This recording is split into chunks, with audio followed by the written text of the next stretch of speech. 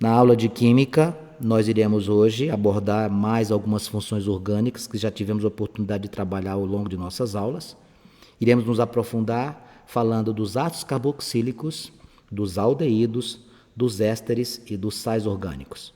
Por que a gente fala que as funções orgânicas fazem parte de um universo importante?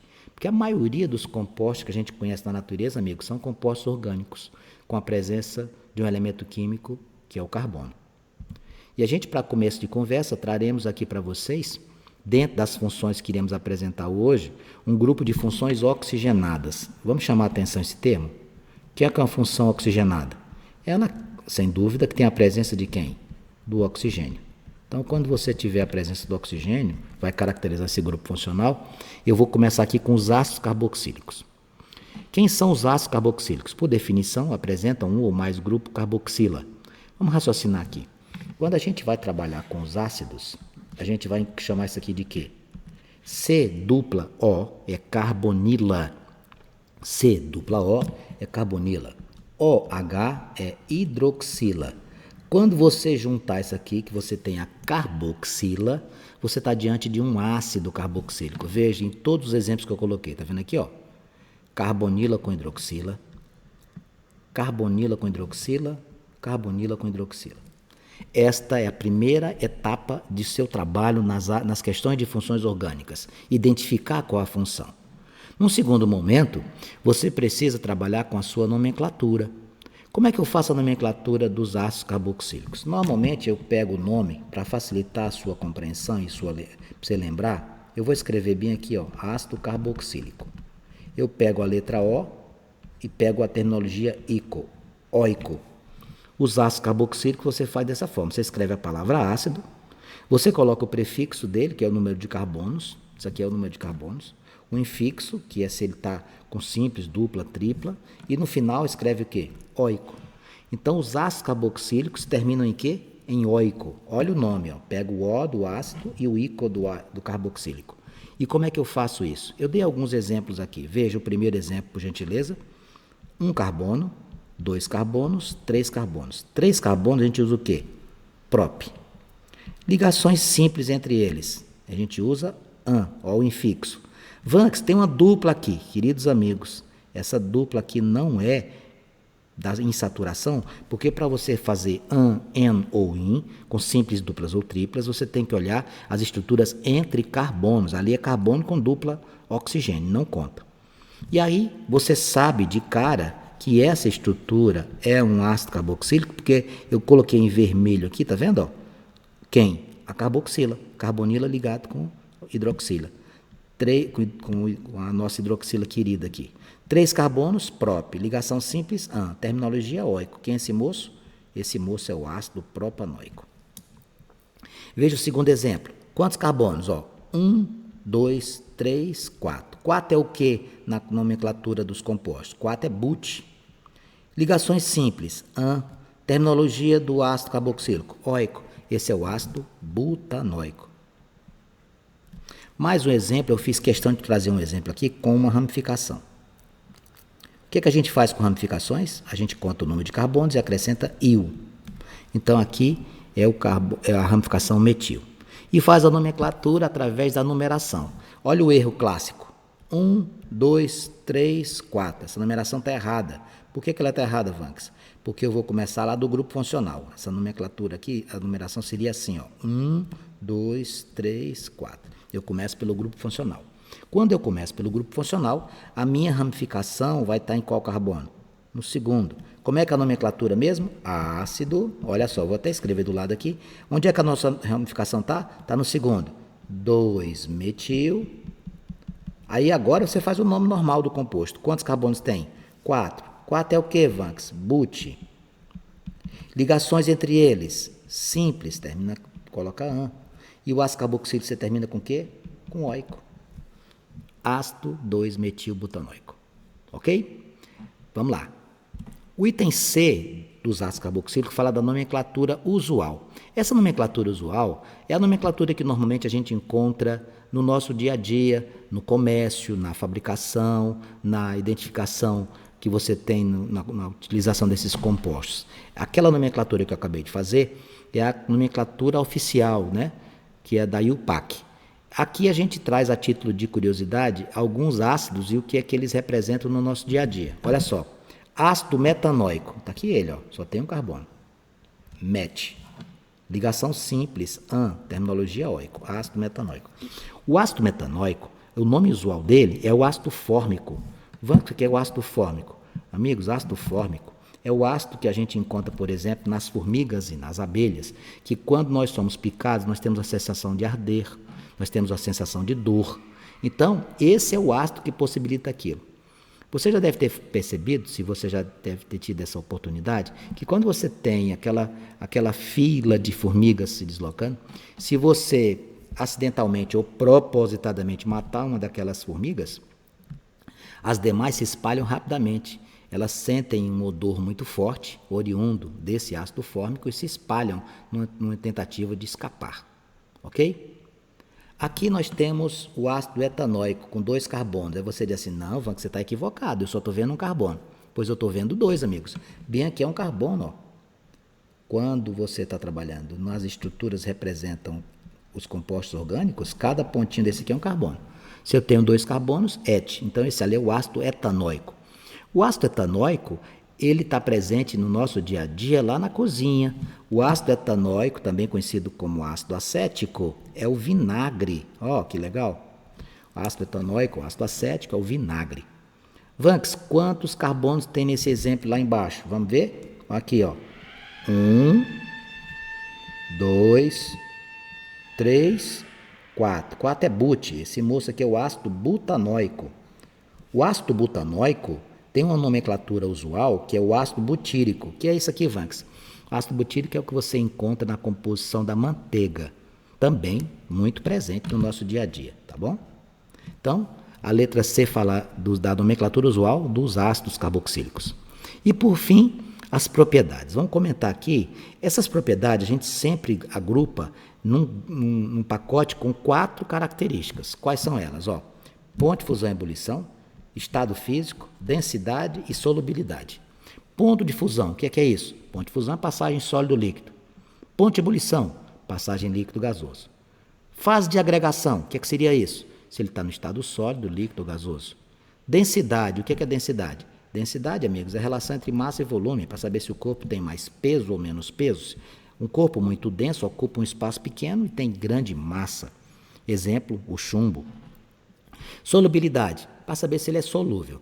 Solúvel em quê? Bom, você tem uma série infinita de solutos e de solventes. Mas aí, para efeito didático, a gente adapta a solubilidade como solvente à água, tá? A gente faz a comparação com a água.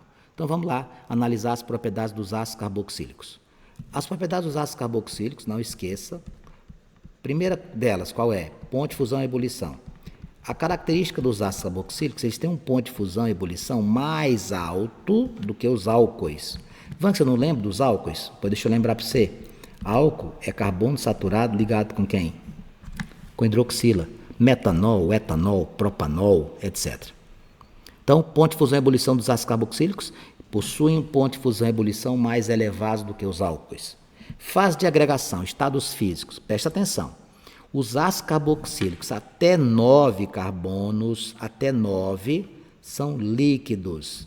De 10 para frente, eles são sólidos. Ácidos carboxílicos até 9 carbonos, por exemplo, ácido pentanóico, tem 5, estado físico, ele é líquido. Tudo bem? Então, até 9 carbonos, estado de agregação dos ácidos carboxílicos, são líquidos. De 10 ou mais, são sólidos. Eu ainda coloquei um detalhe, que eles têm uma característica, ele se apresenta como se fosse uma cera. Densidade. Possuem densidade menor do que a água. Então, meus amigos, vamos pegar um recipiente aqui, olha para cá. Veja o que eu vou fazer. Você pega um recipiente, coloca ácido e água. Quem é que fica embaixo? A água. E o ácido fica em cima. Por quê? O mais denso sempre fica embaixo, porque ele tem maior densidade. O mais denso desce, ele ocupa menos espaço com mais peso, com mais massa, tá? Se eu misturar, por exemplo, água com gasolina, vai ter a mesma situação. A gasolina tem densidade menor, fica em cima e a água fica embaixo. Esses líquidos que não se misturam são chamados de líquidos imiscíveis. E a última característica ou propriedade dos ácidos, aqui é a solubilidade que eu estou trazendo para você. Ó. Até 4 carbonos, eles são solúveis. Até 4 solúveis em água. 5 para frente, eles são parcialmente solúveis. O que significa isso, Max? Que tem dificuldade de dissolver. Ou eles são praticamente insolúveis. Então, com relação à solubilidade dos ácidos carboxílicos, estruturas até, por exemplo, o ácido butanóico, são solúveis em água. De 5 para frente, do pentanóico para frente, são parcialmente solúveis ou não se dissolvem de forma alguma.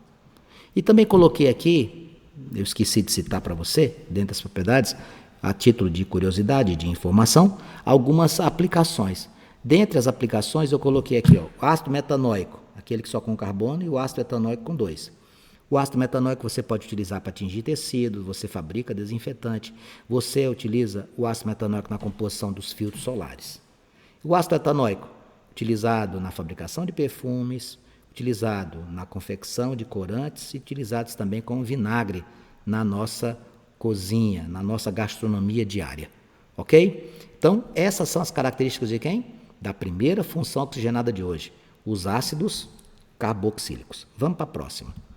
A segunda função oxigenada que eu trouxe para você foi o aldeído.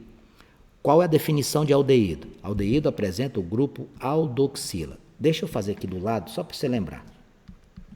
Carbonila com hidroxila. Quem é esse?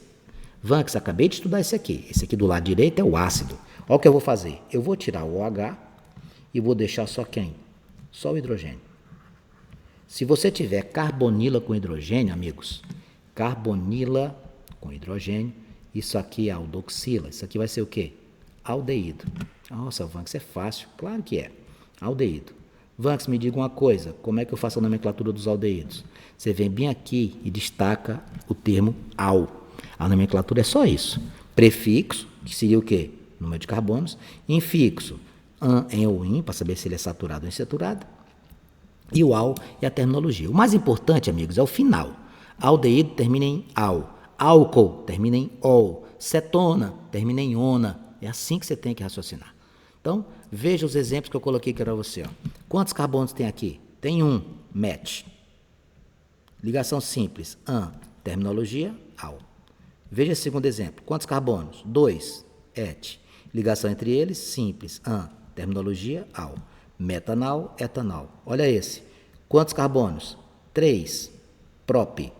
Ligação entre os carbonos simples, an. Terminologia do aldeído, al. Propanal. Quarto exemplo, 1, 2, 3, 4 carbonos. 4 é buti. Ligação entre eles, são ligações simples. Eu utilizo o quê? An. Terminologia dos aldeídos, al. Butanal. Todos eles apresentam aldoxila. Nada mais é do que a carbonila com quem? Carbonila com hidrogênio. Então, essa é a segunda função oxigenada de hoje. E aí a gente vai fazer agora, já mostramos a definição e a nomenclatura, vamos ver as suas propriedades. Antes disso, perdão, vamos ver aqui a nomenclatura usual. Aqui eu tenho, olha para cá, ó, sem olhar para o nome, um carbono, metanal. 2 carbonos, etanal. 3 carbonos, propanal. A nomenclatura usual dessas estruturas do aldeído são clássicas. Aqui são as mais clássicas de todas. Metanal com 1, também conhecido como formaldeído. Para o aluno curioso, se eu tivesse numa aula presencial, eu tenho certeza que ia aparecer esta pergunta. Vanks, formaldeído, esse nome me lembra muito formol. Tem alguma relação? Tem, amigos. Aquele líquido utilizado para preservar estruturas orgânicas é um aldeído, o formol, né? Utilizado, por exemplo, no caso das funerárias, quando trabalham para manter por mais tempo a condição de um determinado corpo, para não entrar em estado de putrefação muito rápido, é o formol que se utiliza. Os laboratórios, as salas de aula que trabalham com algum tipo de estudos de corpos, como os cursos de medicina, mantêm os cadáveres dentro do formol. Outro nomenclatura usual, o etanol, também conhecido como aldeído acético, lembra muito quem? Essa palavra lembra muito o vinagre. Propanal, também conhecido como aldeído propiônico. E o último item, propriedades. Quais são as propriedades que eu disse que ia ficar trabalhando? Ponto de fusão e ebulição, fase de agregação, densidade, solubilidade, para acrescentar aqui algumas aplicações. Vamos lá. Pontos de fusão e ebulição do aldeído, mais baixo do que o álcool. Então, ele consegue entrar em estado de vaporização muito mais rápido do que o álcool. Olha só que interessante. Ponto de fusão e ebulição dos aldeídos, mais baixo do que os álcoois. Fase de agregação. Os aldeídos até 2 carbonos são gasosos. Os outros são líquidos. Até 2 carbonos, os aldeídos são gasosos, os outros são líquidos. Conclusão, não existe aldeído sólido. Densidade. Tem densidade menor do que a água. Quando? Quando possuem poucos carbonos. O que significa possuir poucos carbonos? O metanal, o etanal, o propanal, são poucos carbonos na estrutura da molécula. Solubilidades. Os aldeídos menores, os mais curtinhos, são solúveis. Ó. E à medida que a cadeia aumenta, à medida que você vai colocando mais carbonos, aí a solubilidade diminui.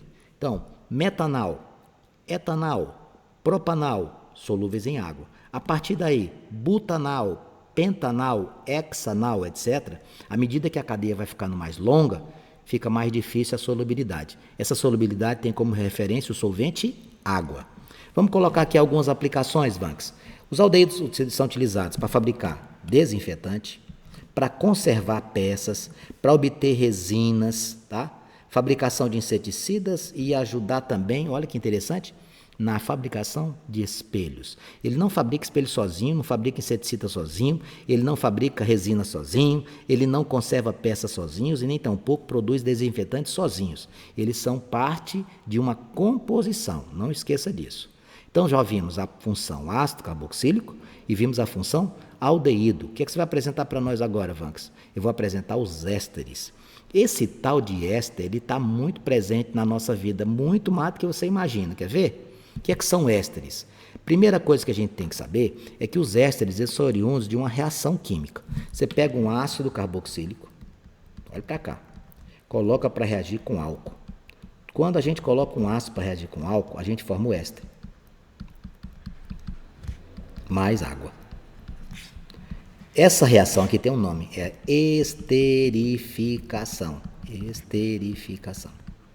Então, diante de uma reação de um ácido com álcool, então não existe éter isolado, não. Os ésteres vêm de onde? Os ésteres vêm da reação de um ácido com álcool. Quando você coloca o ácido com álcool para reagir, você vai pegar a hidroxila do meu amigo ácido, com o hidrogênio do álcool e faz com que haja a composição e forme essa reação. Você pode fazer esse caminho de volta, viu? Se você pegar o éster e juntar com a água, você forma ácido e álcool, aí você vai dar um outro nome.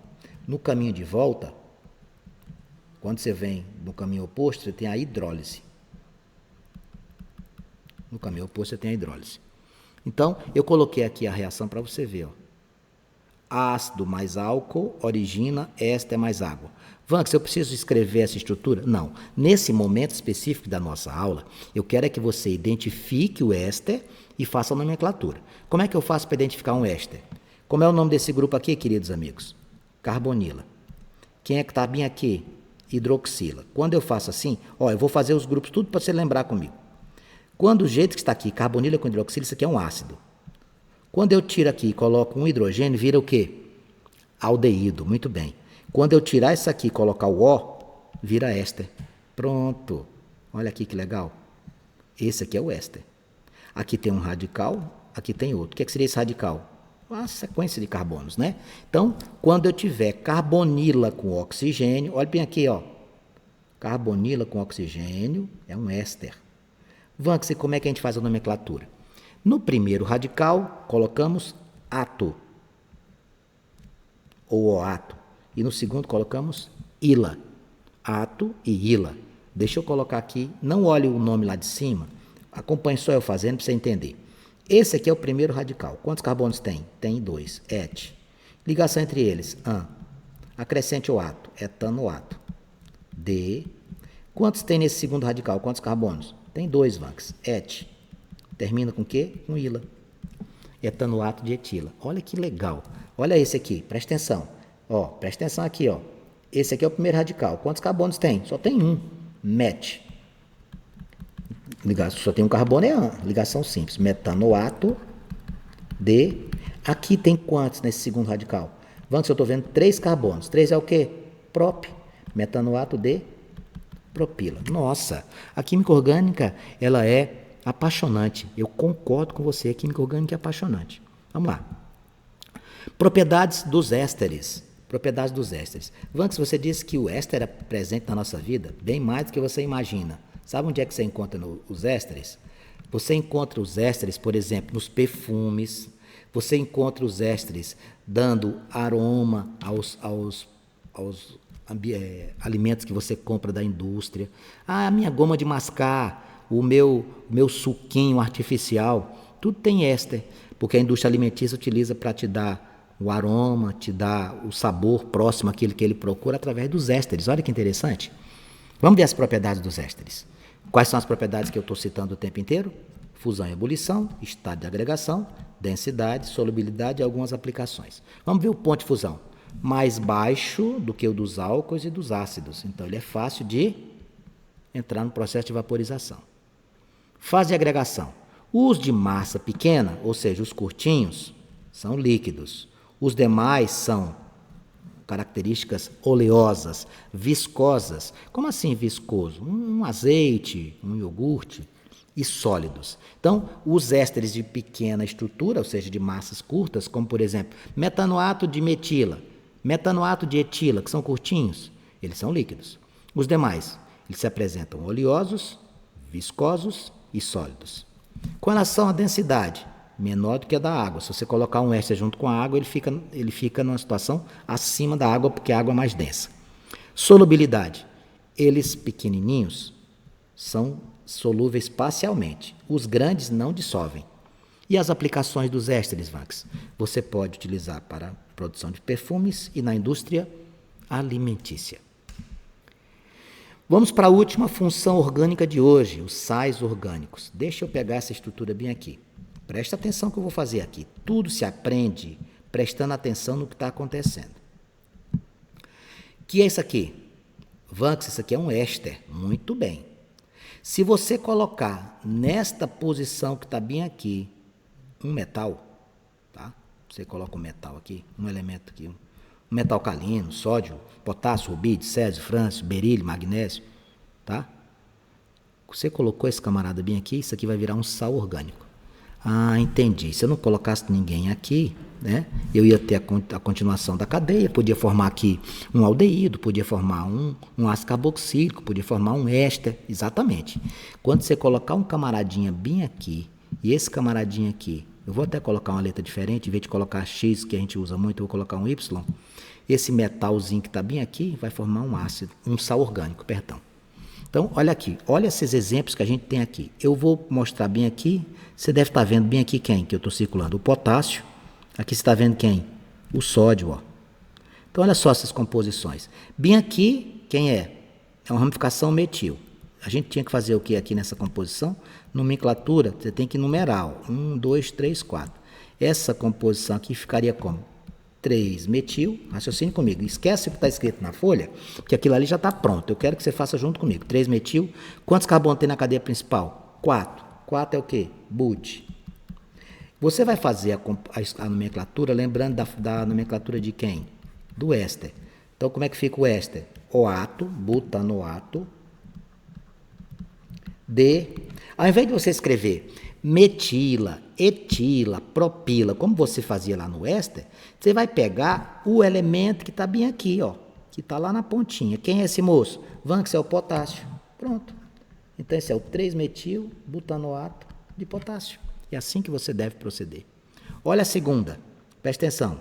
1, 2, 3, 4, 5. 5 é o quê? Pente. Só que você está vendo bem aqui que tem uma dupla. Quando tem dupla, a gente usa N. Né? Qual é o carbono que ela está? 1, 2, 3, 4, 5. Ela está no segundo. Então, pente 2. Por que 2, Vanks? Para identificar onde é que está a dupla.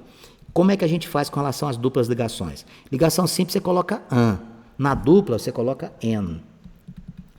Se eu estivesse fazendo a nomenclatura do éster, e essa aqui vai ser análoga a ela, eu colocava o que aqui? Oato. Então vai ficar pente 2, enoato, D, vem bem aqui. Quem é o elemento que está aqui? É o sódio. Pronto. Pente 2, enoato de sódio. Vanks, não é difícil, é gostoso. Eu sempre digo, química orgânica é um assunto que nos envolve muito, é um assunto muito bom de se trabalhar. Veja o terceiro exemplo. Eu vou circular isso bem aqui. Quem é isso aqui? Esse símbolo, você sabe quem é. É um núcleo benzênico, isso é uma cadeia aromática. Você tem 6 carbonos, ó, cada pontinho desse aqui é um carbono. E eles estão intercalando simples e duplas ligações. 6 carbonos com simples e duplas ligações. Essa função orgânica, quando a gente tem essa estrutura ligada a outro exemplo que a gente pode escrever essa função é assim, ó, é a mesma coisa, tá? Isso aqui é a mesma coisa. Quando a gente tem essa estrutura ligada a um hidroxila, isso aqui é um fenol, uma função orgânica que a gente já teve a oportunidade de estudar. Como ele está aqui como forma de ramificação, a gente vai chamar isso aqui de quê? Fenil, ó, fenil. Quantos carbonos tem aqui, Vanks? Só tem um, Vanks. Então é met, fenil metanoato, de, vai lá buscar quem é o elemento que está lá no finalzinho. É o sódio. Então, esse sal orgânico seria o fenil metanoato de sódio. Com esta função, queridos amigos, eu fecho as 4 funções oxigenadas do capítulo correspondente à sua apostila 4, capítulo de número 12. E aí, para não deixar por incompleto, eu também preciso apresentar para os sais as suas propriedades. Vejamos. Ponto de ebulição, fase de agregação, densidade, solubilidade e aplicações. Vamos lá. Primeira situação, ponto de fusão e ebulição. Os sais, meus amigos, possuem ponto de fusão muito elevado. Sais orgânicos, eles possuem ponto de fusão e ebulição elevados, ou seja, eles são produtos voláteis ou não voláteis? São não voláteis. Você lembra dessa história de voláteis e não voláteis? Quando eu falo em voláteis e não voláteis, eu estou dizendo o seguinte: quem são os não voláteis? São estruturas, materiais ou substâncias que têm uma dificuldade muito grande de evaporar. É difícil de evaporar. O sal, por exemplo, é difícil de evaporar. Então, ponto de fusão e ebulição, consideravelmente elevados. Fase de agregação. Os sais são o quê? Aqui está fácil, né? É só lembrar do sal de cozinha. Você não vai fazer uma relação, porque o sal de cozinha não é sal orgânico, não. Mas você vai lembrar por causa do sal que você costumeiramente tem no dia a dia. Olha que informação importante que eu estou passando para você. O sal de cozinha não entra neste grupo funcional. O sal de cozinha é NaCl. Isso aqui é uma função inorgânica, cloreto de sódio. Não entra aqui. Então vamos lá. Fase de agregação são sólidos. O aspecto é de quê? Cristalino. A gente nota aqueles cristais que formam o sal, né? E não voláteis. O que são não voláteis? Eles não são fáceis de evaporar. Vanks, mas o sal de cozinha, você está citando aqui, só a título de curiosidade, nada a ver com o conteúdo de função orgânica. Ele é fininho. Ele é fininho porque ele é refinado, amigos. O sal, na sua estrutura original, ele é cristalino. Significa dizer que você tem a mão da indústria ali em cima, tá? É como o açúcar. O açúcar, na sua composição original, sacarose, é cristalino. A gente compra o açúcar fininho, refinado, branquinho. Aquilo ali é a mão da indústria. Então, o ideal é você pegar o original, pegar o açúcar mascavo, por exemplo. Vamos voltar aqui. Densidade. Em geral, são mais densos que a água. Se você colocar o sal orgânico dentro da água, o que é que acontece? Ó, dentro do recipiente, a água em cima e o sal embaixo. Tá? Solubilidade. Sais de metais alcalinos. Quem são os metais alcalinos, Vanks? Ó, vamos lembrar aqui, ó, lítio, só que tivesse aqui, ó, sódio, potássio, rubídio, césio e frâncio, essa galera aqui, solúvel. Apareceu essa galera lá na extremidade da composição, são solúveis. O amônio também é solúvel. Que é um amônio? É o NH4+, tá? NH3 sozinho é amônia. Esses dois grupos aqui são solúveis e o resto, tudo insolúvel. E onde é que a gente usa isso, Vanks? Basicamente, a gente utiliza os sais orgânicos na fabricação de sabões. Então, vimos aqui, meus queridos amigos, as 4 funções oxigenadas de hoje. Os ácidos carboxílicos, os sais orgânicos, os aldeídos e os ésteres. Eu